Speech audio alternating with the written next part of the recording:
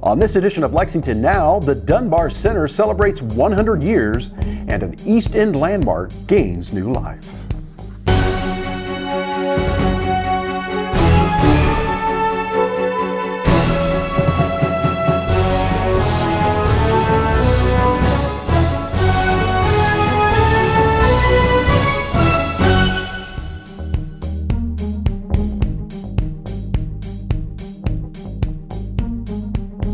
I'm Neil Noah, and welcome to Lexington Now for the week of February 20th, 2023. Lexington's original Dunbar High School is celebrating 100 years of history. The building, now the Dunbar Community Center, is looking forward to continuing its legacy of service to the community. So this building, first as a high school and then as a community center, has packed a lot of living into its 100 years. High achievement, academic and athletic excellence, important recreational programs, and much, much more. Across generations, it has molded and shaped our youth, instilling a drive to excellence and personal pride. Representative George Brown, a school alumnus who couldn't be here for this news conference, said teachers at Dunbar taught him to work without ceasing to reach the highest level of achievement. As a community center, Dunbar's recreation programs have met important needs for our community's young people, including people with disabilities. And I am very proud of the many activities that take place right here. It's my honor today to present this proclamation, and I would like to ask to receive it the members of the Dunbar Advisory Board. Would all of you come forward? We'll do this as a group.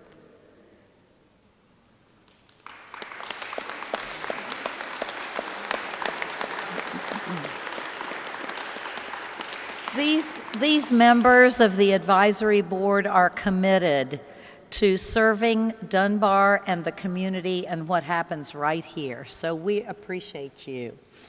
And just kind of come around, and I'm gonna read the proclamation and then I'll present it to you.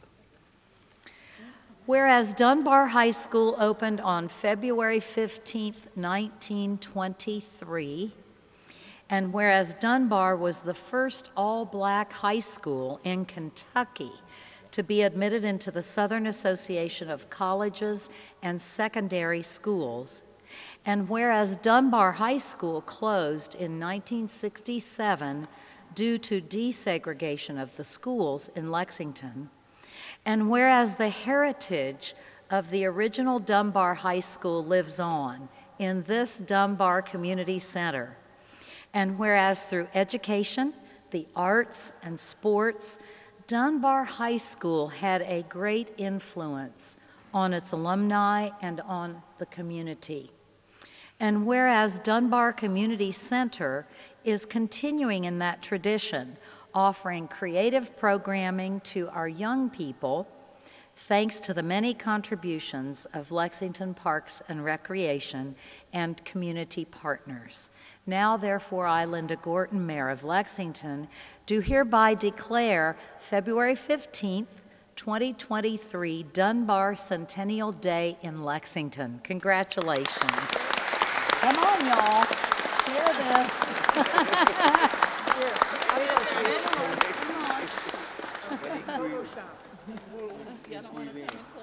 Dunbar Center, former Dunbar High School, is the heartbeat of the East End. It has a vein that stretches all the way to Winchester Road, and it even crosses Broadway into the West End, because this is the center that people come to so that they can engage in activities and they can learn how to build relationships. They have a beautiful park outside. This is such an awesome experience for me today. My sister, Margaret Sweat, she graduated from Dunbar. I remember S.T. Roach, and I'm not going to start calling out names because we have our state representative who is a graduate from Dunbar, and he used to be the 1st District Council. So as you can see, relationships are built.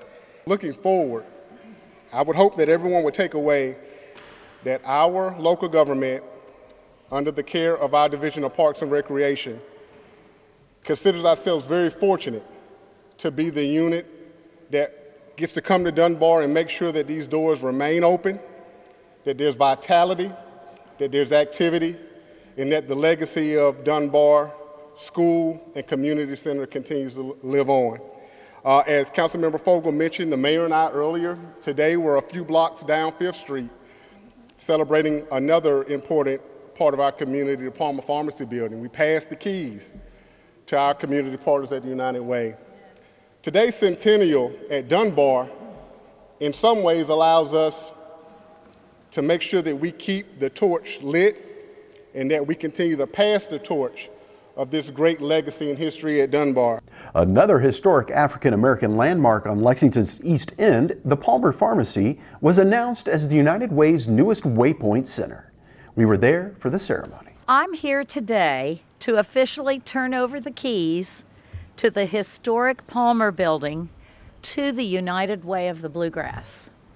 This building made history in the 1960s when it was home to the only pharmacy in town owned by an African American. The pharmacy was owned by Dr. Zerl Palmer, who was a civic leader and a pioneer. It made history when the Catholic Action Center operated a day shelter here, caring for people who were homeless. And now it is poised to make history again, as it finds new life as a United Way Waypoint Center, the Marksberry Family Waypoint Center. This is a really important step forward for our community, and it's a great way to celebrate Black History Month. This Waypoint Center will provide important services to this neighborhood. And we'd like to welcome you to the newest home for the United Way of the Bluegrass's Waypoint Initiative in the East End community, the Marksberry Family Waypoint Center at the historic Palmer Pharmacy. This is truly a great day in Lexington. Yes, I think that deserves some applause. This is truly a great day in Lexington and for the East End. We're happy to come and have you here today, but we'll be even more thrilled to have you come back later this year for the ribbon cutting ceremony, and when construction has been complete and we're ready to have the official launch of this important center. So for those of you all who are not familiar with Waypoint, it is an initiative of United Way of the Bluegrass with an objective of creating access points for individuals and families and providing vital services to people living in underserved communities, often communities of color. As its names denote, when thinking of mapping and mapping imagery, your waypoint isn't your destination. It's a stopping place. It's a place for you to gather yourself, a place to gather resources, gain your second wind in order to aid you of getting to your destination, wherever and however you define that to be. United Way to Bluegrass and the Lexington Fayette Urban County government has been working together to find a way to breathe new life into the space for the last couple of years. This has pretty much been a labor of love throughout my entire tenure here at the United Way to Bluegrass. The Palmer Pharmacy has a rich history that we want to ensure stays intact and true to its past as a community resource and jewel of the East End. This project is special, and I said last week at a council meeting that it could have been easy to do it could have been convenient for us to do the easy thing and tear this building down and to start over. But thanks to the Bluegrass Trust, folks in this neighborhood, and the people in this community that remember Palmer's Pharmacy and what it meant to this community, for stepping up and saying that we need to protect and pass on this legacy and this history that is Palmer Pharmacy. So thank Bluegrass Trust, thank the folks in this community, in this neighborhood. The mayor said it, and Timothy hit on it as well. Commissioner Ford, who is one of my predecessors, was the person in the administration that really kept this project moving and kept kept it going forward. So thank you, Commissioner, for your work on this project. Thank you, Mayor, for your continued support for this as well. The United Way, I think, is committed to continue to engage the community as they think about this Waypoint Center and what all it can provide to this community. So please accept them, work with them to make this the best center that it could be. And I know we're here today passing on the keys, but really what we're doing, and Commissioner, I'm gonna steal your quote, we're passing on history and we're passing on legacy. This key to me is a symbolic system that stands for opening a new door. We are opening a new chapter. This community is riddled with devastation and loss and brokenness. And now we have a new opportunity. Take your time, honey. Take your time. To invest in our youth, to eliminate gun violence, because the projects that are going to go in this building, because of Waypoint, because of the United Way, because of so many folks who are investing, and now we get to invest in our future also. Yes. What a bright moment this is. I am so honored to represent 1st District and to come behind someone great as Commissioner Ford and Councilmember Brown, who has represented this district. Congratulations and thank you for your commitment. After this short break, we'll take you to visit the Friends Bookseller.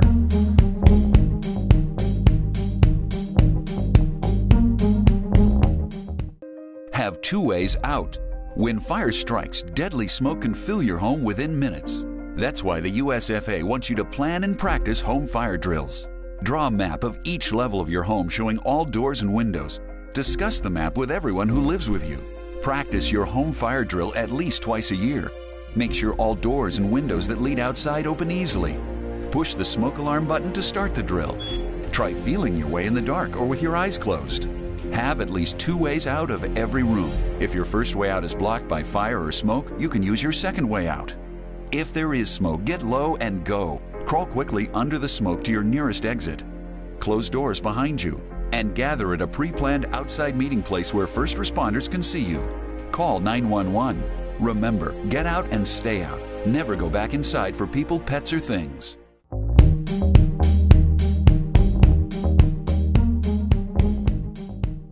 Welcome back to Lexington Now. Last week, we took you to one of the Lexington Public Library's most popular offerings, the Friends Bookseller. This week, Rod Brotherton tells you how your patronage helps the library. My name's Rod Brotherton, and I am the current president of the Friends of the Library Bookstore. We want you to come down here, experience the fun of the bookstore, and look at the bargains we have. We have about 2,000 members. It's only $10 a year, or you can join $20 for a family, and you get discounts every time you come down. So not only, if you're a member, you get 10% off and then another 10% on your birthday month, we run specials on our book sales annually. We'll have books in a bag. You can fill a grocery sack up for $5.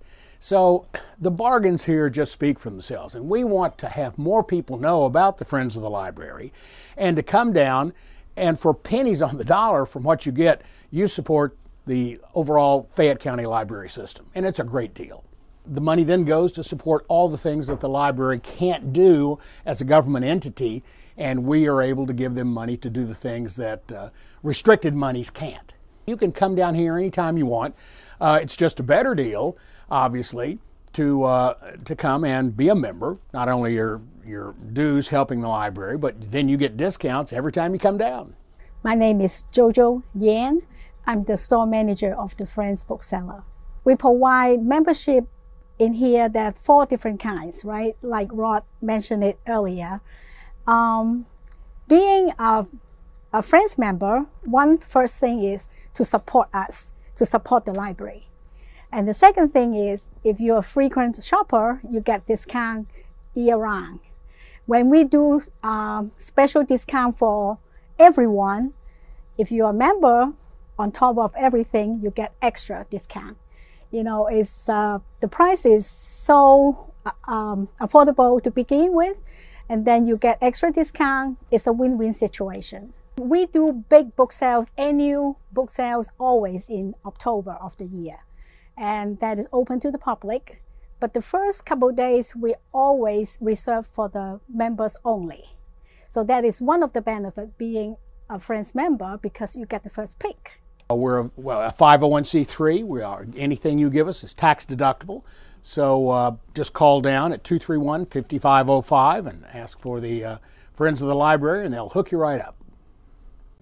The Carnegie Center has a lot going on in the month of February. The center's Erica Cook shares with us some of what's happening. My name is Erica Cook, and I'm the Marketing and Communications Director at the Carnegie Center. We want to share with you all of the amazing upcoming programs and events that we have to host for the community. So we have quite a few events coming up in February.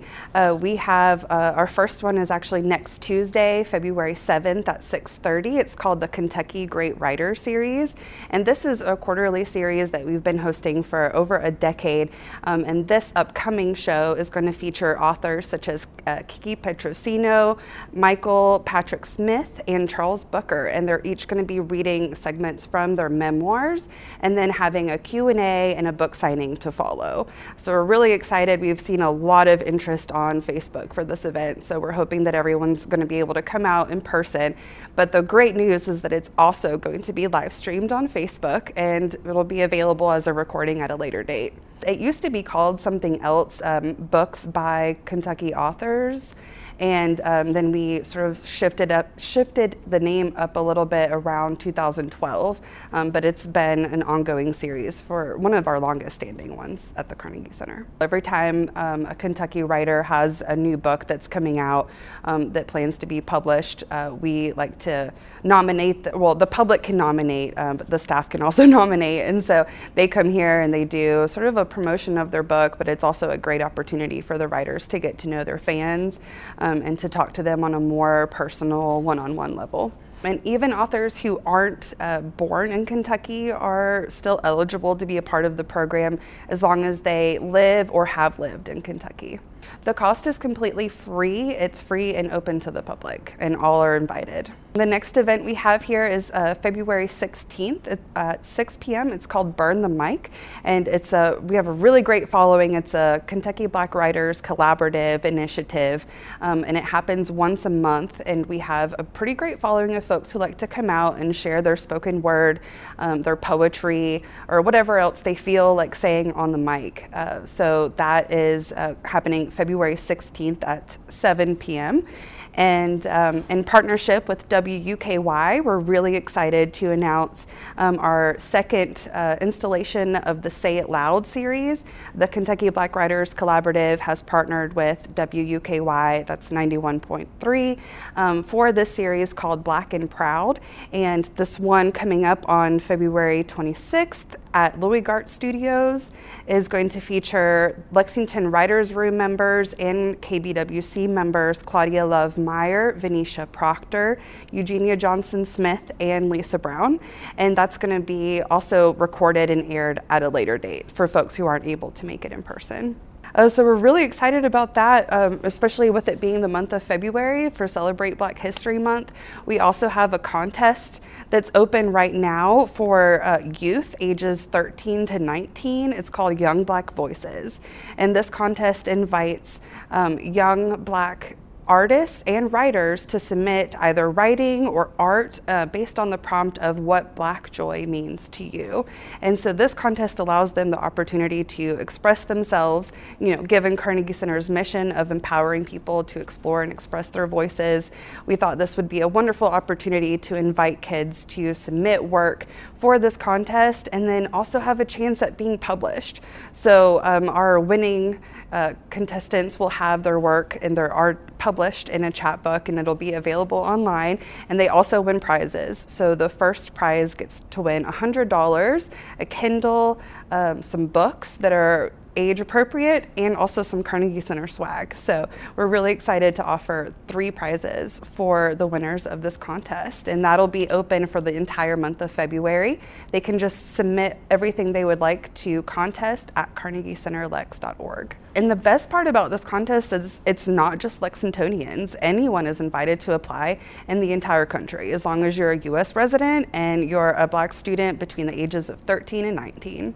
It's amazing. It's an incredible feeling here at the Carnegie Center. In the past, I know we have struggled a little with captivating some of our younger audiences in terms of the teen population specifically. I think with our kids classes and our summer camps for middle school students, we've always had, in our tutoring program, I can't forget our award-winning tutoring program, we've always had a great influx of younger students in our building, but we're really wanting to open our doors and create new, engaging, fun opportunities for teens that really inspire them to express their voices and to get to know each other as, folks who are interested in reading and writing, and sort of become our next generation of writers who might be inducted into the Hall of Fame.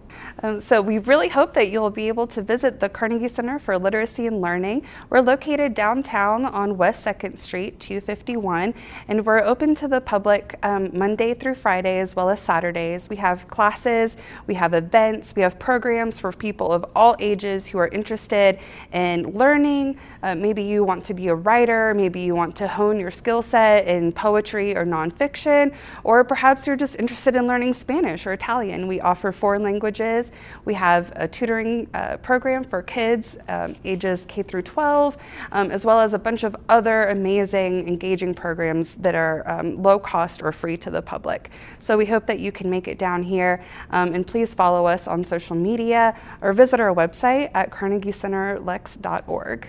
It's a shorter holiday week at City Hall, but there's still plenty to cover here and streaming online.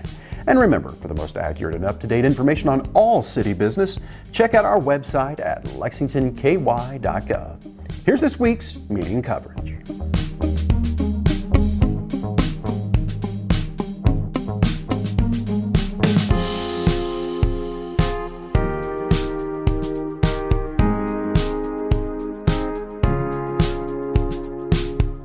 That's all for now, but as always, you can keep up with us on social media. Check out the latest traffic updates on Twitter at LexRex, or catch our live traffic cams on lexingtonky.gov. For all of us at Lex TV, I'm Neil Noah, and that's it for now.